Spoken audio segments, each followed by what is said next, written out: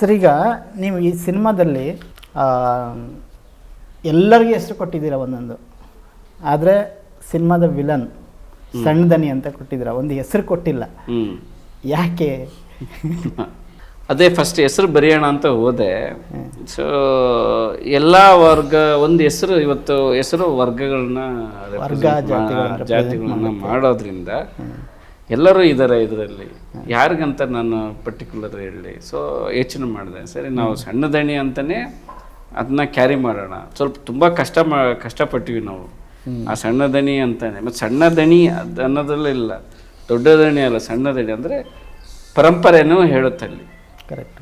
ಅಂದರೆ ದೊಡ್ಡ ದಣಿ ಒಬ್ಬ ಇದ್ದ, ಅದಾದ್ಮೇಲೆ ಬೇರೆ ಯಾರೂ ಬಂದಿಲ್ಲ, ಸಣ್ಣ ದಣಿ, ಮತ್ತು ಹೆಸರು ಕೂಡ ಇಲ್ಲ, ಬೇರೆ ಎಲ್ಲ. ಸೊ ಅಷ್ಟೇ ಆ್ಯಂಗಲ್ ಥಿಂಕ್ ಮಾಡಿ ಆ ನೇಮನ್ನ ಆ ಥರ ಸಣ್ಣ ದಣಿ ಅಂತಲೇ ನಾವು ಕರೆಯೋಕ್ಕೆ. ಅದು ಭಾಳ ಒಳ್ಳೆ ನಡೆ ಅಂತಲೂ ಕೂಡ ಹೌದು.